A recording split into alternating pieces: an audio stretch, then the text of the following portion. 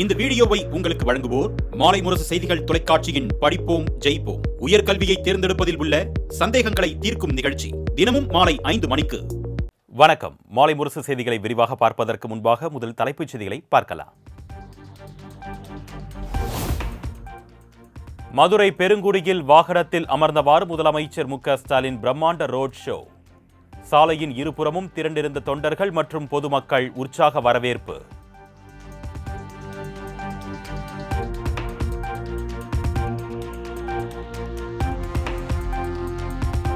மதுரையில் சாலையில் நடந்து சென்று பொதுமக்களிடம் கைகுலுக்கி முதலமைச்சர் மு.க. ஸ்டாலின் உற்சாகம். சாலையில் திரண்டிருந்த பொதுமக்கள் கட்சி கொடிகளை ஏந்தி வரவேற்பு.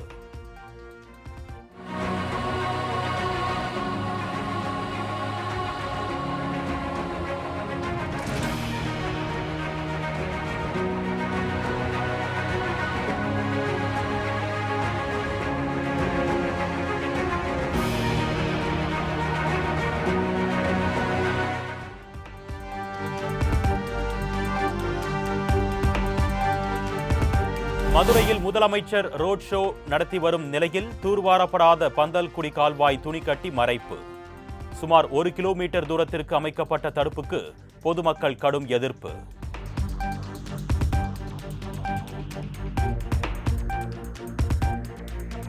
மருத்துவர் ராமதாஸ் பாமகவினரின் குலசாமி.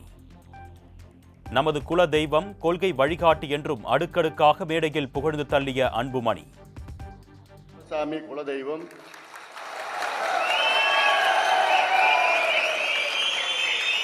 ஐயாவுடைய கொள்கை வழிகாட்டி. இந்த கட்சியை ஐயா அவர்கள் தொடங்கியிருக்கின்றார். 45 ஆண்டு கால உழைப்பு, தொலைநோக்கு சிந்தனை, அந்த வழிகாட்டுதல் சமூக நீதி, ஜனநாயகம், சமத்துவம், கல்வி, சுகாதாரம்.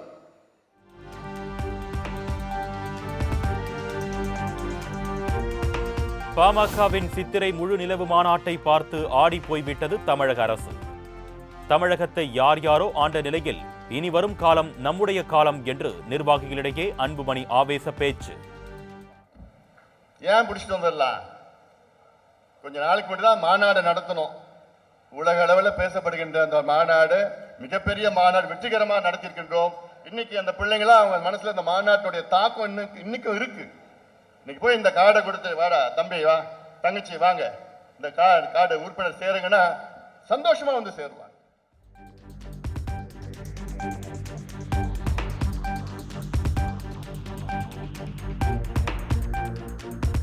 எதிர்வரும் தேர்தலை வியூகங்கள் அமைத்து எதிர்கொள்வோம், வெற்றி பெறுவோம். 2029 தேர்தலை மனதில் வைத்து 16 வயது இளைஞர்களை கட்சியில் சேருங்கள் என்றும் கட்சியினருக்கு அன்புமணி அறிவுறுத்தல். மீதி 8 பேர் வந்து அங்க இருக்கிற பணியாற்றி உண்மையான ரொம்ப காலமா இருக்கிறவங்க, அவங்கள 10 பேர். ஆக இந்த 10 பேர் பூத்துல, 25 பேர் கிளையில, புதிய கார்டு, புதிய உறுப்பினர்கள் 16 வயதுல இருந்து நீங்க கொடுக்கலாம். செல்வகுமார் 15 கூட சொல்றாரு. ஏன்னா 2029 தேர்தலில் வாக்களிக்கலாம். அடுத்த வருஷம் தேர்தல் வருது. குறிப்பா பொதுவா 17 வயதில் உள்ளவர்கள் நீங்க சேர்க்கலாம். நீங்க உறுப்பினர்களா சேர்த்து நிச்சயமாக அதை இந்த வேலை அடுத்த ஒரு 3 வாரங்களில் முடிக்கணும். முடியுமா?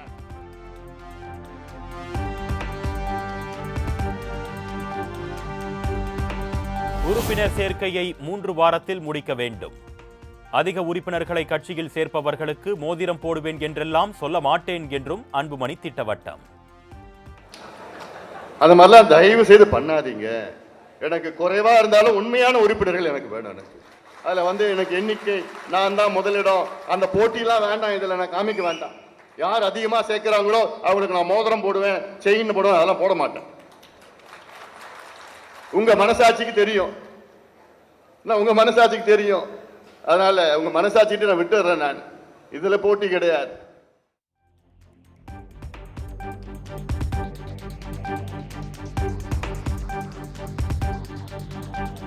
பாமகவில் ஏற்பட்டுள்ள விரிசலுக்கு நான் காரணம் அல்ல. தவறான குற்றச்சாட்டுகளால் மிகவும் வேதனை அடைந்திருப்பதாக கௌரவ தலைவர் ஜி.கே. மணி பேட்டி. சில பேர் செய்திகளை பதிவிடுறாங்க. என்ன பதிவிடுறாங்கன்னா, ஜி.கே. மணி இந்த விரிசலுக்கு காரணம் அப்படின்னு சொன்னாங்கன்னா எப்படி என்னால் தாய் அதுக்காக ஒன்றும் மனுஷன் பிறந்த அப்படிப்பட்ட மனுஷனும் இல்லை. அதெல்லாம் ராமகிருஷ்ண ஆசிரமத்தில் வாழ்ந்து வந்து பொறுப்புக்கு வந்தாங்க. அப்படிலாம்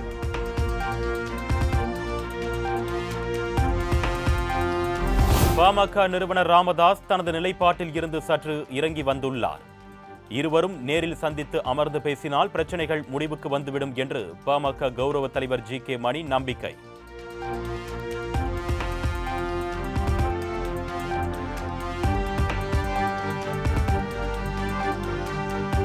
பாமக நிறுவனர் மருத்துவர் ராமதாஸின் தைலாபுரம் வீட்டின் முன்பு கட்சியினர் தர்ணா.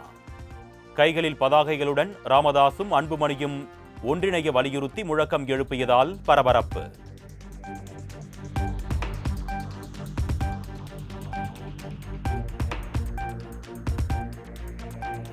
ராஜ்யசபா சீட் தொடர்பாக எடப்பாடி பழனிசாமியை நேற்று மாலை சந்தித்த தேமுதிக பொருளாளர் எல்.கே. சுதீஷ். தேமுதிகவுக்கு சீட் வழங்கப்படுமா என்ற செய்தியாளர்களின் கேள்விக்கு பதிலளிக்காமல் புறப்பட்டு சென்ற இபிஎஸ்.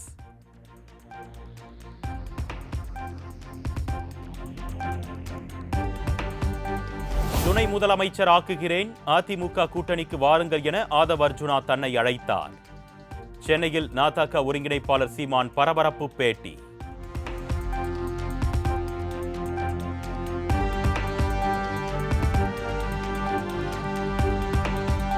தமிழ்நாட்டில் 38 பேருக்கு கொரோனா தொற்று உறுதி. தற்பொழுது பரவி வரும் கொரோனாவால் பெரிய அளவில் பாதிப்பு இல்லை என்றும் சுகாதாரத்துறை அமைச்சர் மா. சுப்பிரமணியன் திட்டவட்டம்.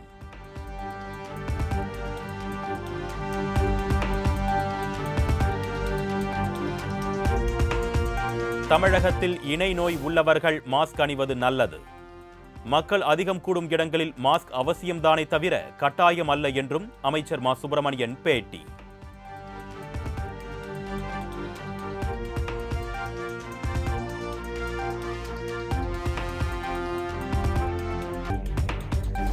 நோய் தொற்று பரவல் தொடர்பாக வெளியாகும் வதந்திகளை மக்கள் நம்ப வேண்டாம்.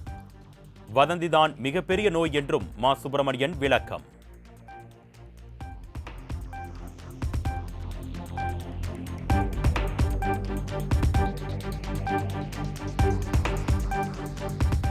இந்தியாவில் நேற்று ஒரே நாளில் 511 பேருக்கு கொரோனா தொற்று உறுதி. நாட்டில் இதுவரை 2710 பேருக்கு தொற்று உறுதி செய்யப்பட்டுள்ள நிலையில் 7 பேர் உயிரிழந்ததாக தகவல்.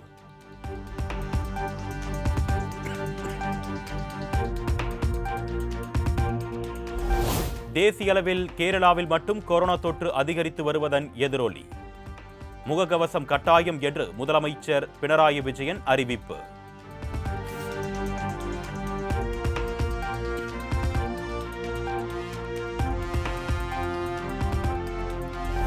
கடந்த 6 மாதங்களில் டெங்கு காய்ச்சலுக்கு 4 பேர் உயிரிழப்பு.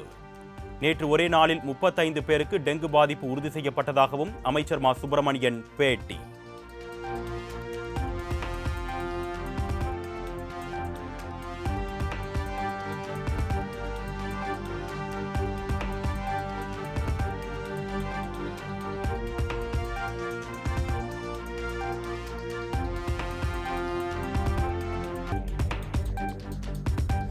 சென்னை கீழ்ப்பாக்கத்தில் உள்ள கல்லறை தோட்டத்தில் நடிகர் ராஜேஷ் உடல் நல்லடக்கம்.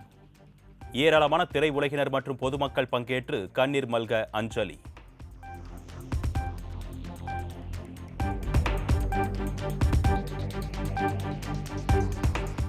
சேலம் மாநகராட்சி மாமன்ற கூட்டத்தின் போது அதிமுக, திமுக உறுப்பினர்கள் கைகலப்பில் ஈடுபட்ட விவகாரம். இரு கட்சிகளையும் சேர்ந்த 12 உறுப்பினர்கள் மீது 4 பிரிவுகளின் கீழ் சேலம் டவுன் போலீசார் வழக்கு பதிவு.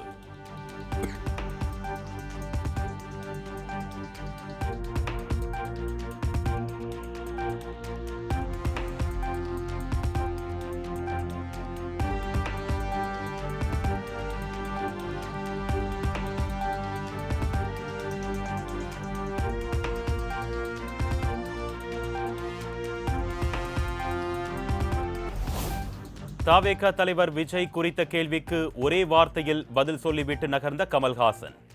தானும் புதிய கட்சிதான் என்பதால் கருத்து கூற விரும்பவில்லை என்று மழுப்பல்.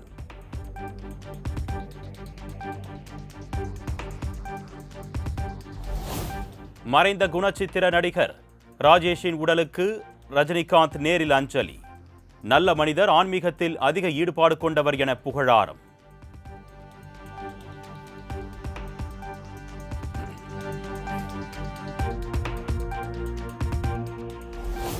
சென்னை உயர்நீதிமன்ற நீதிபதி சிவஞானம் இன்றுடன் பணி ஓய்வு. கடந்த 2020ஆம் ஆண்டு நீதிபதியாக நியமிக்கப்பட்டவர் ஓய்வு பெறுவதை அடுத்து நீதிபதிகளின் எண்ணிக்கை 60ஆக குறைந்தது.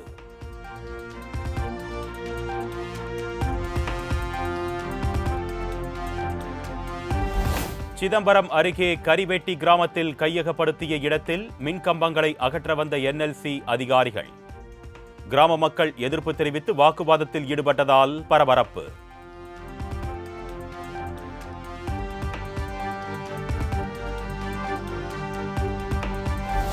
கோடை விடுமுறை முடிந்து தமிழகம் முழுவதும் பள்ளிகள் நாளை மறுதினம் திறப்பு. கிருஷ்ணகிரி, ராமநாதபுரம் பகுதிகளில் புத்தக பைகள், நோட்டு புத்தகங்கள் வாங்க பொதுமக்கள் ஆர்வம்.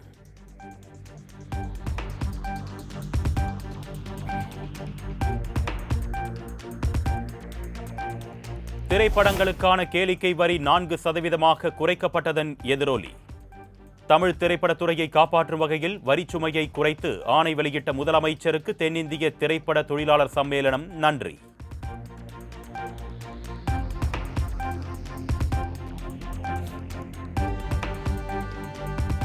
கடையம் அருகே பலத்த சூறைக்காற்றால் வீட்டின் மேற்கூரை தூக்கி வீசப்பட்டதில் குழந்தை காயம். பல்வேறு பகுதிகளில் சாய்ந்து விழுந்த ராட்சத மரங்கள்.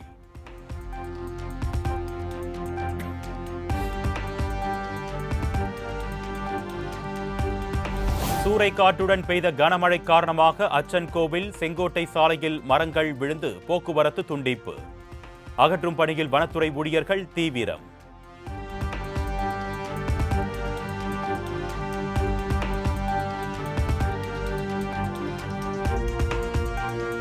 தென்காசி மாவட்ட மேற்கு தொடர்ச்சி மலைப்பகுதிகளில் பெய்து வரும் கனமழை.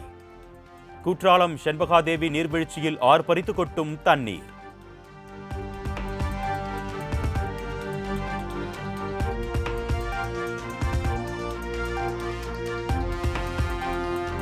நெல்லை கங்கை கொண்டான் 4 வழிச்சாலையில் மேம்பாலம் அமைக்கும் பணி.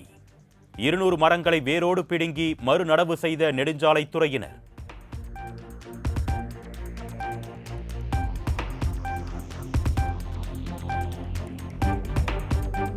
மெட்ரோ குடிநீர் லாரி உரிமையாளர்கள் நாளை அறிவித்திருந்த வேலைநிறுத்த போராட்டம் ஒத்திவைப்பு. 4 நாட்கள் போராட்டத்தை ஒத்திவைப்பதாக மெட்ரோ குடிநீர் லாரி உரிமையாளர்கள் அறிவிப்பு.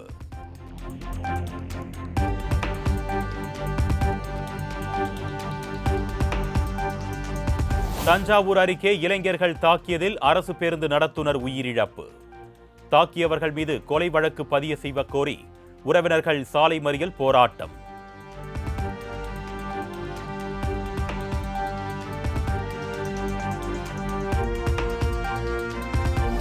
மேட்டுப்பாளையம் அருகே குட்டியை பிரிந்த தாய் யானையை 5 நாட்களாக தேடி வரும் வனத்துறை. ட்ரோன் கேமரா உதவியுடன் அடர்ந்த வனத்திற்குள் தேடும் பணி தீவிரம்.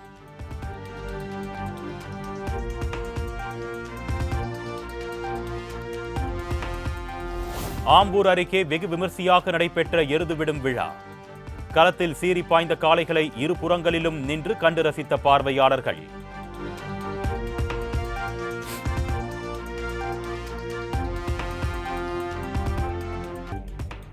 தமிழகத்தில் கடந்த 3 மாதங்களில் கோடை மழை இயல்பை விட 97% கூடுதலாக பெய்துள்ளது. சென்னையில் கோடை மழை 129% அதிகமாக பெய்திருப்பதாக சென்னை வானிலை ஆய்வு மைய தலைவர் அமுதா அறிவிப்பு.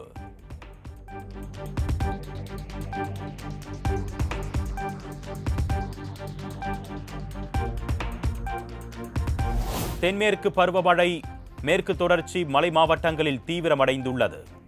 அடுத்த 5 நாட்களுக்கு கனமழை எச்சரிக்கை இல்லை என்று சென்னை வானிலை ஆய்வு மையம் தகவல்.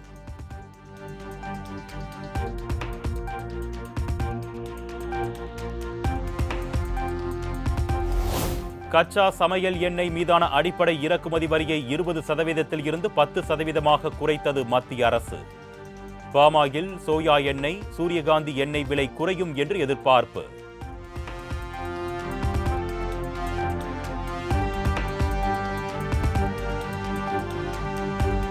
புதுச்சேரி மற்றும் காரைக்கால் ஜிப்மர் மருத்துவமனைகளுக்கு தொடரும் வெடிகுண்டு மிரட்டல். இமெயில் மூலம் வந்த மிரட்டலை அடுத்து மோப்பனாய் வெடிகுண்டு நிபுணர்கள் உதவியுடன் தீவிர சோதனை.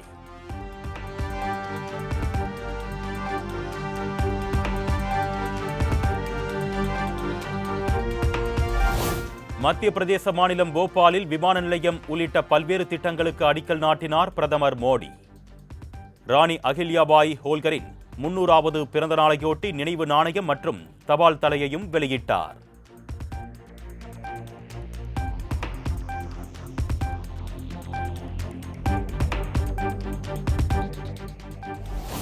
டெல்லியில் பெண்களுக்கு மாதந்தோறும் 2500 ரூபாய் வழங்கும் திட்டத்தை செயல்படுத்த வலியுறுத்தல்.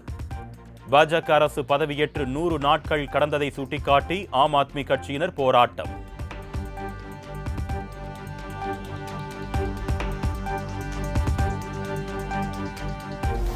ஆபரேஷன் சிந்தூர் குறித்து சமூக வலைதளங்களில் சர்ச்சையான வகையில் பதிவு வெளியிட்டதாக புகார். புனேவைச் சேர்ந்த சட்டக்கல்லூரி மாணவி சர்மிஷ்தா பனோலியை கைது செய்த போலீசார்.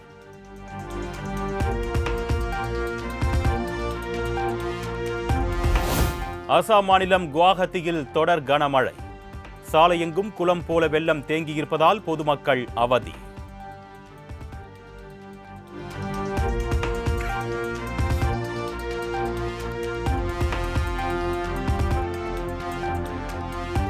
கமல்ஹாசனின் தக் லைஃப் படத்தை கர்நாடகாவில் வெளியிட கர்நாடக திரைப்பட வர்த்தக சபை தடை.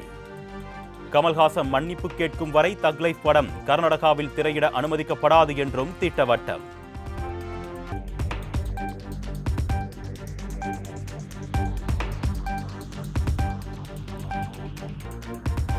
ஆசிய தடகள சாம்பியன்ஷிப் தொடரில் 5000 மீட்டர் ஓட்டத்தில் இந்திய வீராங்கனை பருல் சௌத்ரி வெள்ளிப் பதக்கம். ஆடவர் ஈட்டி எறிதலில் வெள்ளிப் பதக்கம் வென்றார் இந்திய வீரர் சச்சின் யாதவ்.